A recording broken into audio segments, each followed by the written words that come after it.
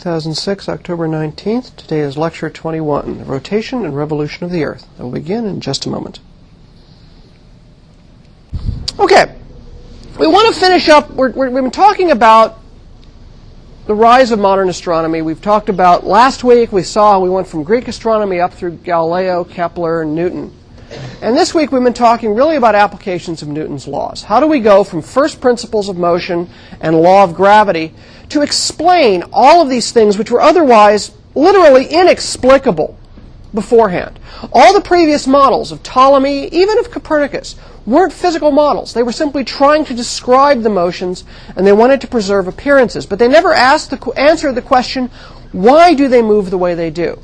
If you really want to know what the difference between Kepler and Newton was, is Kepler came up with a correct description of the motion, but it was Newton who answered why that description was correct, why it had to be that way and not something else.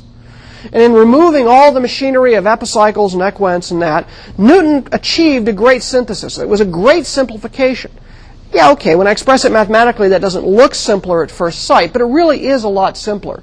And as we saw, it has tremendous predictive power.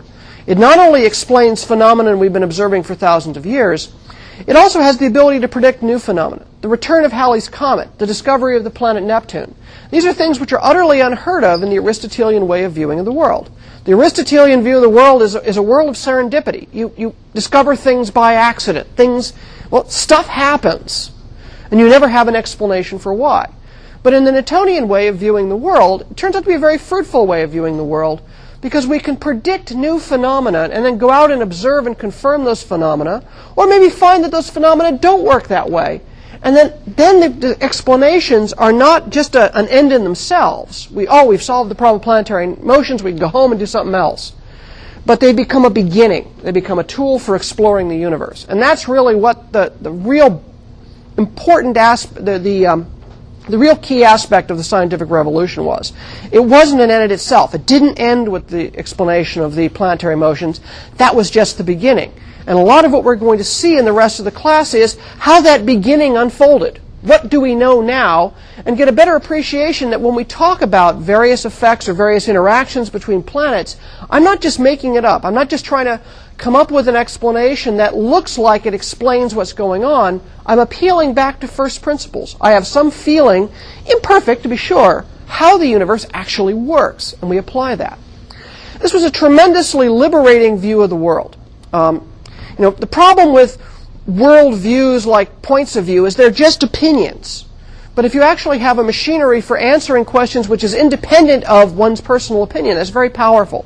And it was very, very, very persuasive. It's notable that within a few years of the publication of Newton's Principia, as people began to understand it and they found that thousands of years got you nowhere but explanation of planetary motions, but Newton's laws suddenly brought you into whole new fruitful territory, and everywhere you turned you were discovering something new, that's where people are going to go. That's where they're going to concentrate their efforts. It happened very, very fast. The revolution was extremely quick. Within less than a century, the Aristotelian view of the world was relegated to the history books, even though it had been the primary intellectual activity of people studying the world for 2,000 years. That's quite a change. But I've left dangling a couple of problems.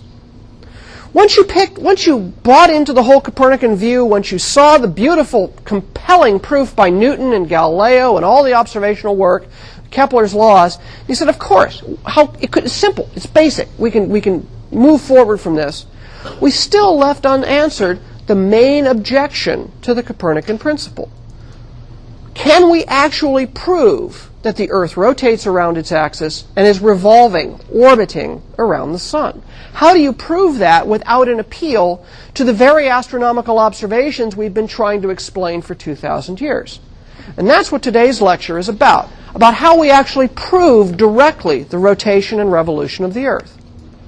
So the key ideas of today are going to present direct demonstrations of the rotation of the Earth and direct demonstrations that the Earth revolves. And revolution in this case means orbit around the sun. So we're going to meet the two main demonstrations of the Earth's rotation around its axis, the Coriolis effect and the Foucault pendulum.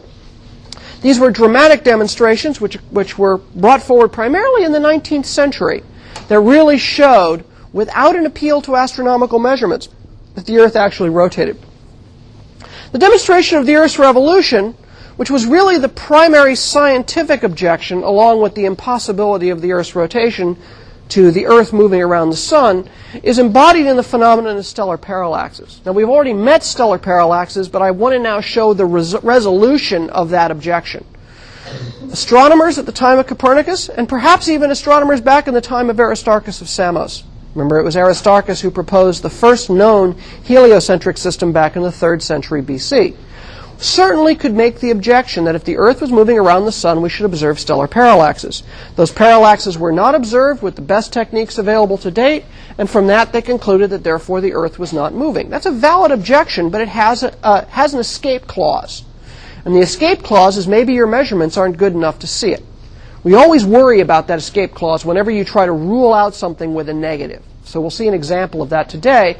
It's a theme that's going to reappear at various times when we predict phenomena, but we don't observe them, and you have to step back and say, is that because the phenomenon is wrong, and I've proven that it doesn't exist, or am I just simply incapable of measuring something that's more subtle than I thought?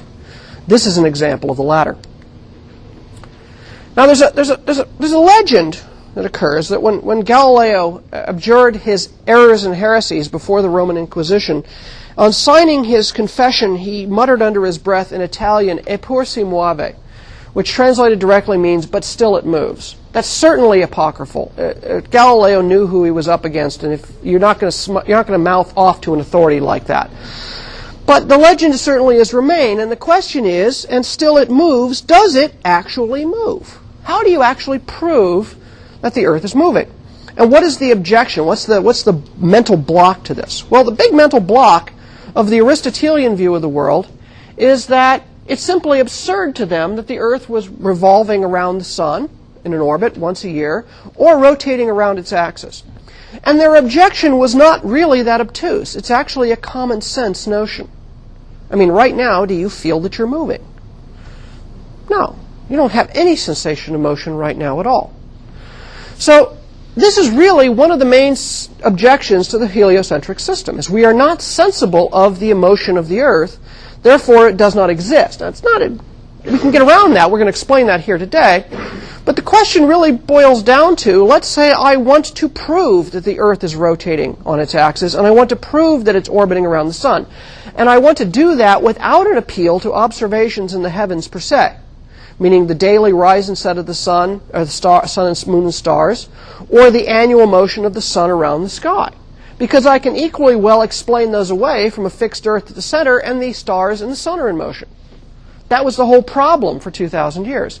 What I want to do is I want to come up with an independent demonstration of that does not make appeal to those basic observations. Now, underlying the objection, the Aristotelian objection, and even underlying the common sense objection to motions, is what we'll refer to as the need for speed of the explanation. The motions we're talking about are remarkably fast. They require enormous speeds, much larger than we encounter in everyday life. And when you have to make a leap to something you do not encounter in everyday life, that becomes an intellectual barrier to you getting past that and getting into what's really going on. Let's take, for example, the problem of the rotation of the Earth. The circumference of the Earth in round numbers is about 40,000 kilometers. And it goes through one rotation in 24 hours. So if I'm sitting here on the equator, which is a great circle whose circumference is the circumference of the Earth, and I'm rotating, I'm moving towards the east, I'm going to go around that 40,000, I'm going to cover 40,000 kilometers in 24 hours. How fast do I have to be moving? Well, the speed I have to have is simply the distance I have to cover, 40,000 kilometers, divided by the time it takes me to cover it, 24 hours. So we do the math, and 40,000 kilometers divided by 24 hours is 1,670 kilometers per hour. Now, in this day and age of air travel, what do you think is, in round numbers, the fastest speed that most of you in this room who've taken an airplane have probably traveled? How fast do you think a typical commercial airliner moves? So, 500 miles per hour. Yeah, about 500 miles per hour. Okay, we're going to do metric. Call it 600 kilometers an hour.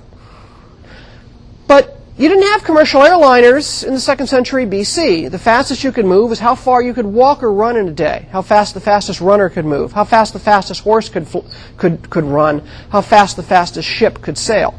That's measured in kilometers per hour, or maybe 10 kilometers per hour. So when you have to make a leap from 10 to 1,000, that's a factor of 1,000 bigger speed than anything you've ever encountered. Even the fastest wind most of us in this room have probably ever encountered, if it's 100 kilometers per hour, that's a pretty darn fast wind. I've experienced that kind of wind a couple times in my life, once down in South America where it was blowing the tent down. We had 100-kilometer-an-hour gusts at a little campground down in Patagonia. Okay? That's a huge wind, and that's still not close to the kind of speed I need on the equator. 1,670 kilometers per hour. But if you think that's bad, now contemplate the Earth orbiting or revolving around the Sun. We'll approximate it as a circle, to a first approximation, that's pretty good. It's got a radius of 1 astronomical unit, and it has to complete this circuit of the circumference in 1 year. Well, 1 astronomical unit is 150 million kilometers. The circumference is about approximately 2 pi times the radius, which is going to be 942 million kilometers. So in the course of the year, the Sun going around its orbit will cover a little over 900 million kilometers of distance. It does it in 365 days. How fast does it need to be moving? Well, a year of 365 days is only 8,766 hours. Do the math. You have to be moving at 107,000 kilometers per hour to complete the circuit of the Earth around the Sun. That's 30 kilometers for every second I've been standing here. 30 kilometers is more than enough distance to cross the entire distance of Franklin County. The Earth's center moves by the diameter of Franklin County every single second. That's an unimaginably fast speed, and it's still not the maximum speeds we encounter in astronomy. So I can ask the basic common sense question. How fast do you think you're going right now? Well, of course, that's going to depend a little bit on latitude. If you're on the equator, we already know that answer. It's 1,670 kilometers per hour. But as I move to northern latitudes, my path essentially is parallel to my parallel of latitude, hence the name parallel of latitude. The parallel of latitude is a small circle as we move towards the pole. It gets progressively bigger until it reaches maximum size at the equator, and then it shrinks again as I approach down to southern latitudes. For those of you who like to do the math, it basically goes like it goes like the cosine of the latitude. So what's my speed of rotation? Well, at the equator, we already know that. It's 1,670 kilometers per hour. Up here in Columbus, we're at the 40th parallel of northern latitude. I can do the mathematics for that. And it turns out that we are right now moving 1,280 kilometers per hour towards the east. So we're moving that way. We're moving in the general direction of the back of this classroom, and we're moving 1,280 kilometers per hour. So from the start of class to the end of class, we will have moved, with respect to the background stars, at least with respect to rotation, 1,280 kilometers. That's roughly an eastward motion. If I was to move that distance on the Earth, would put me in the middle of the Atlantic Ocean. At the Arctic Circle, up here at latitude 66.5 degrees north, the speed is smaller. It's about 666 kilometers per hour. It just happens to work out that way. And as I get closer to the pole, the speed gets smaller. Because I have to cover a smaller circle in 24 hours, I'm obviously moving slower. Are you sensible of that motion? Do you feel like you're moving at 1,280 kilometers an hour? No. Because the trees are also moving that speed, the buildings are moving that speed, the ground is moving that speed. Heck, the air is moving that speed. And so it was really getting around this idea that everything, if you're in a situation where everything is moving around you at the same speed, your body is not going to sense that speed. Really, we sense speeds when we sense accelerations, when we sense changes in speed, but that's a nuance. We don't feel like we're moving 1,280 kilometers per hour. So our common sense experience is that the Earth is standing still. In fact, we are hurtling along at 1,280 kilometers per hour to the east, plus there's an additional 30 kilometers per second around the Sun. And we simply aren't sensible of it. Or are we? Maybe we have to look a little more carefully for changes in speed. This brings us forward to the 19th century, to a man named Gustav Coriolis, who in the year, he was a Swiss physicist, And he was working in the year 1835, and he noticed that there should be a deflection due to the Earth's rotation. And he stated the problem as follows, we can state his problem as follows. Put a cannon down on the equator and point it north. Fire a cannonball to the north. Now, at the instant that the cannonball leaves the mouth of the cannon down on the equator, it's moving towards the east with the rotation speed of the Earth of 1,670 kilometers per hour. As that cannonball moves north, it's moving to higher and higher northern latitudes. The speed of the Earth underneath becomes slower and slower because the circle that has to be gone around is getting smaller as we converge on the pole. So as it flies north, the speed of the Earth's rotation is less than it was when it left the equator behind. And so from an observer on the ground north of where the cannon was fired, it will see a little bit of eastward motion. So for example, if I imagine a cannon that's powerful enough to fire a cannon from the equator to Columbus, when the cannonball leaves the equator, it's moving at 1,670 kilometers per hour to the east. Newton told us that an object in motion tends to stay in motion unless acted upon by an outside force. There's no force causing it to accelerate or decelerate east, so it should move at a constant speed. By the time it gets to Columbus, the speed of the Earth due to the rotation is only 1,280 kilometers a second. 1670 minus 1280 is 390. So the cannonball will be moving an extra 390 kilometers to the east, and so I could be standing there due north of the cannonball, and I can very safely say, yeah, I know you got a cannon that can fire from the equator straight to Columbus, fired on a ballistic trajectory. I'm going to stand there and go, no, you can't hit me. And I know because the projectile is going to deflect towards the east. And I'm going to know it's going to happen because that eastward deflection is a consequence of the fact that I am standing on the surface of a rotating sphere, and I know a little bit of geometry, and Coriolis solved that same problem and said, that will give the appearance of a force acting upon the object to deflect it. I will have the illusion of a force, and we call it the Coriolis force. So I put my cannon down here on the equator, I fire it towards Columbus, but because the cannonball is moving faster to the east at the equator than it would be if it had departed from a high latitude, the actual path of the cannonball will be deflected towards the east. Similarly, if I'd fired it towards the south, it would deflect towards the south. Or if I was at southern latitudes and fired it, I would get a deflection in a different direction. So by firing it on a north-south line, the Earth turning out from underneath me, if you will, looks like it's moving slower, and I would be sensible of a deflection in its path. Now, on short ranges, you would never notice that sort of thing, right? But when you start getting to the phase where you start becoming sensible of long-range ballistic trajectories on the Earth, or things that span many degrees of latitude, you suddenly become sensible of this deflection. There are a number of effects of the Coriolis force. Projectiles will swerve towards the right at northern latitudes, but will swerve towards the left at southern latitudes when they're fired. So I get a rightward sense of deflection in the north and a leftward sense of deflection in the south. So, for example, long-range artillery and guided missiles are designed today to correct for the Coriolis force. There's a very famous story that comes from the First World War. There was a battle fought between the British Navy and the German Navy off the Falkland Islands, which are way off the coast of Argentina in the South Atlantic Ocean.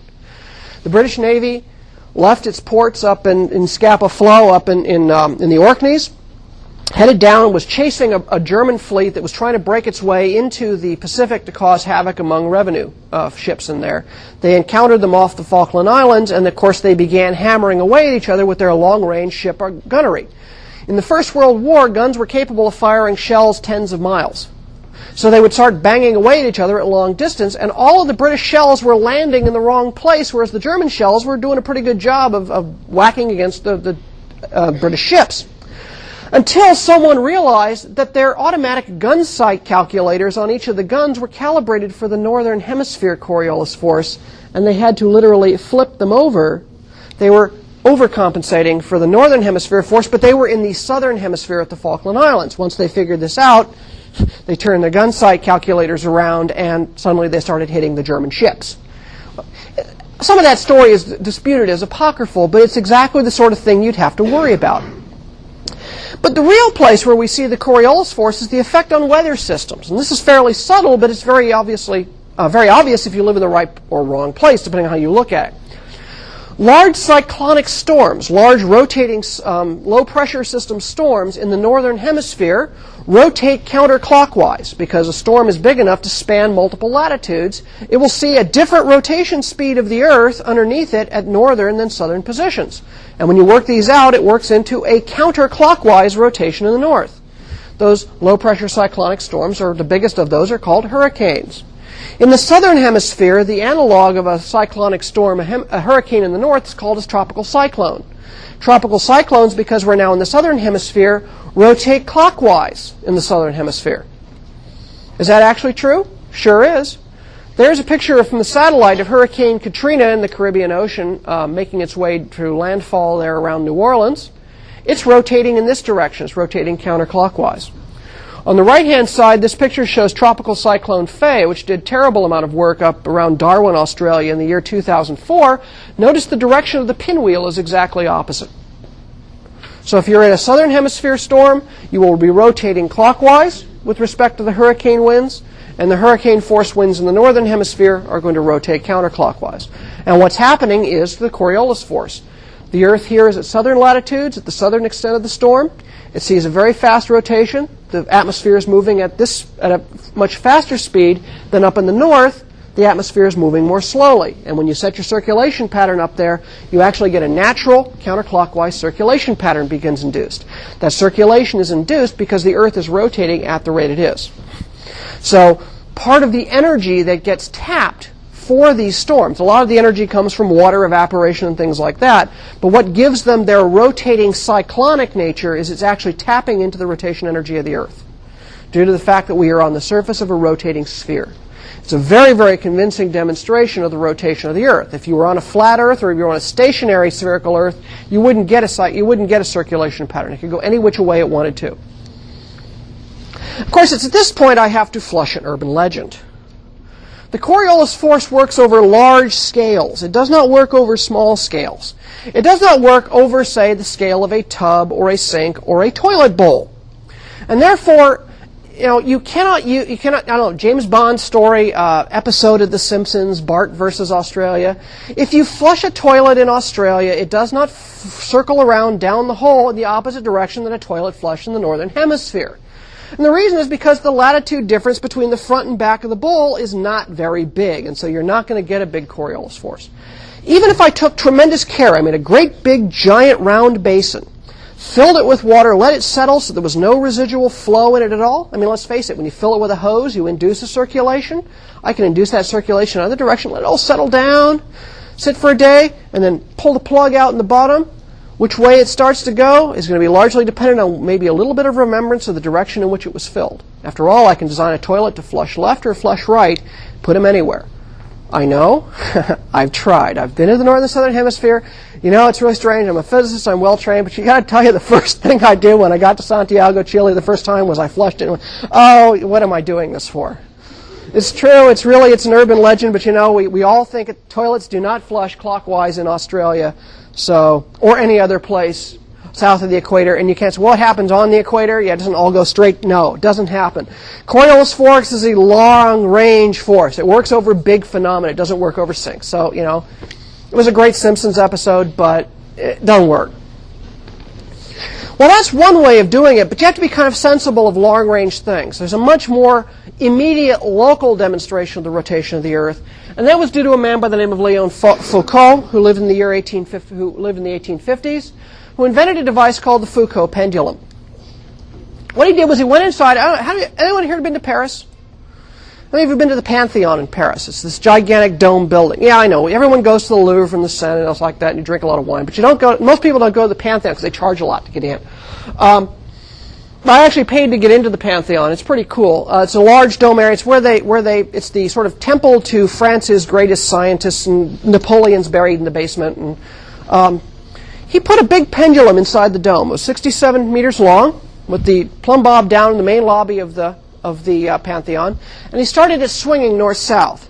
And as you wait, over time, in a few hours, it's swinging northeast-southwest. Later, it's swinging east-west, and pretty soon, it swings back around again. If you've been down to COSI or any of the big science museums, there's a Foucault pendulum in there. What is this about? Well, it was a really sensational demonstration. It was open to the public. People showed up. This change in direction of the speed is a reflection of the rotation of the Earth underneath the pendulum. In fact, it's a direct, local demonstration of the rotation of the Earth. Here's some pictures. This is inside the Paris Pantheon. They've recently renovated the Pantheon and re-erected the pendulum. I didn't have a camera, so I got this one off the web. Here's a picture of the scale here for the pendulum bob, shown when it's crossing through and is noted with the time. And of course, there's this rather nasty-looking JPEG up here, which shows a painting from the time of Gustave Léon Foucault demonstrating, his version of the pendulum in the Pantheon in 1851. Now, how does this work? Why does this actually work this way? Well, it's really hard to demonstrate this at middle latitude, so we're going to pick a special case where this is the easiest to see. We're going to go up to the North Pole, or you can do the South Pole too. What you're going to do is you're going to take a pendulum, and you're going to set it swinging so that the swing is in the direction of a particular star. So now we're going to tie ourselves to the celestial reference frame, and I'll pick a bright star like Betelgeuse. It's the bright star up in the constellation of Orion. Now, if an observer on Betelgeuse had a telescope and was looking back towards the Earth at my little pendulum on the North Pole, what the Betelgeusean would see is that the direction of the pendulum's swing is constant. So I have a little pendulum here. And once again, we're going to abuse Marvin a little bit. This Marvin doll takes a real beating. That's why I have to buy a new one every couple of years. So I got a pendulum, and I said I'm swinging. And you're all sort of Betelgeuseans. You're the fixed stars. And you see the direction of the swing not change. It's always moving back and forth towards you. But during that time that you see the swing, the Earth is going to rotate once on its axis every 24 hours. However, an observer standing at the North Pole, me in this case, holding on to Marvin while doing the swing, is slowly but surely rotating around Marvin because the Earth is rotating around every 24 hours. Of course, I'm not sensible of that rotation. So as I stand there seeing the swing, what I would see is the pendulum would appear to be rotating around once every 24 hours. It's 24 hours because I happen to be at the pole. So it starts out doing this. A little bit later, it's swinging this way. 6 hours later, it'd be swinging this way. 12 hours later, we're back to the side-by-side swing. And so I would see this swing, if you will, precessing around slowly once every 24 hours. What's rotating, who's rotating, and who's doing the moving depends upon your point of view, upon your frame of reference. In the frame of reference of the rotating Earth, I see the pendulum swing around. In the fixed frame of reference of a person on the star Betelgeuse watching the Earth rotate, the pendulum is standing still and the Earth is rotating out from underneath it. So the basic cartoon we get is we're now going to take the perspective of the fixed stars. The pendulum keeps swinging towards Betelgeuse, but the Earth turns out from underneath the pendulum. Now, of course, crafting a Foucault pendulum is quite a trick, because, of course, you've got to make certain that the place where your string or your long wire that makes the long arm of the pendulum doesn't have any friction in it, so you get slowly dragged around as the mounting holds. You actually have to have a very clever multi-axis gimbal with very low friction bearings and things like that hooked up. And of course, over time, you've got a problem that there's air in the room, and the pendulum would slowly slow down because it feels air drag. So actually, if you look really carefully, go to COSI sometime. They've got a nice Foucault pendulum in their lobby. There's this thing, the Foucault pendulum is a gigantic metal ball, and it passes over this kind of metal copper-looking spot that's in the middle of the swing, and it goes over and knocks the peg. I think they've got the knock the peg down kind there. I'll go there a lot, but I just never pay attention to the Foucault pendulum that much. That little round copper disc thing is an electromagnet that gives the pendulum a little bit of a tug to keep it moving to make up for the air friction. There's just practical aspects to the design of a Foucault pendulum. Now, the pole is a very easy place to do the demonstration. It's simple. It makes its way around. It precesses around once every 24 hours. At middle latitudes, it's more complicated to demonstrate. That's usually left for a junior level classical physics problem because it involves things like torques and rotating reference frames. But the basic principle remains. Essentially, the Earth is turning out from underneath the pendulum as the Earth rotates, and we get this effect that as I stand on the Earth from my frame of reference, I see the pendulum rotate around. If I measure that rate of precession and I know my latitude, I can directly back out the rotation rate of the Earth, without ever once, by the way, having to look at the sky. That's the whole point. Both the Coriolis force, and except for the fact that I played this game at the pole where I put the pendulum move with respect to the stars, I really haven't had to invoke rising and setting in the east. I haven't had to invoke anything like that to say the Earth is rotating. I've watched the effects, the physical effects, of choosing as my platform the surface of a rotating sphere. There's physics that occurs in the surface of rotating spheres that does not occur on a stationary sphere. And therefore, those let me decide whether I'm standing still or in motion. If I look at the sky, I can equally well explain it by the Earth being stationary and the sky moving. I have no way to distinguish those two points of view without these additional demonstrations. And what's interesting, you'll notice these demonstrations occurred in the middle of the 19th century. Newtonian physics had been pretty much the only game in town for 2 centuries. So it was a very sufficiently compelling idea that even absent the direct proofs, people still bought into it. Well, that takes care of rotation. What about the orbit of the Earth around the Sun, this revolution of the Earth? Well, as the Earth orbits the Sun, of course, what's going to happen is I'm going to change my perspective on the universe by 2 astronomical units from one side of the orbit to another. If I have a nearby star, it will appear to shift position with respect to much more distant background stars as I swing from one side of the Earth's orbit to another. This apparent shift is what we call the stellar parallax. This should all be reviewed since we talked about this when we talked about Copernicus. This was not observable in Copernicus' time. People tried to observe it. Tycho Brahe spent a great deal of time trying to observe it, and his failure to observe it convinced him that the Earth was not in motion, that the Earth had to be stationary at the center of the universe. Now, the reason why they didn't see it was not that their technology wasn't there, but that their technology wasn't good enough. It wasn't fine enough with naked eye techniques. The reason turns out to be that the stars are too far away to have a measurable parallax with naked eye techniques. You need to have a telescope to see the tiny parallaxes involved. And that was the explanation given by Copernicus and everyone else, saying, well, you can't see it because the stars are much further away than you think. But remember, at the time of Copernicus, most people thought the stars were just beyond the orbit of Saturn. So therefore, the parallax should have been observable. And that was the argument that was used. And so but it's a negative argument. The only way to solve it is to improve your technology. So again, this is a picture showing what the effect is. We have the Earth orbiting around the Sun, the nearby star, and a distant screen of background stars. In June, this nearby star appears to be seen projected nearby these 2 red and blue stars here I've put in the background. 6 months later in December, I look at that star and it's projected over here. So it appears to move back and forth as the Earth moves around in its orbit. Furthermore, the more nearby a star it is, the larger the parallax. So we can draw this parallax triangle from the previous picture and compare that to a more distant star. I stretch the triangle out. Therefore, the parallactic angle, this angle here inside the triangle there, gets smaller and smaller. As the distance gets larger, I stretch that triangle out. So if the stars are very far away, the further they get, the smaller the angle of this stellar parallax. Eventually, it will drop below your visibility. The smallest angle you can discern with naked eye instruments is about 1 minute of arc, about 1/60th of a degree. And that was the best that Tycho Brahe could do. In fact, it's the best anybody can do without a telescope. So how big is this going to be? Well, before we do that, I want to show what it's going to look like. The effect of parallax as seen from a nearby star. Of course, QuickTime never wakes up when you want it to.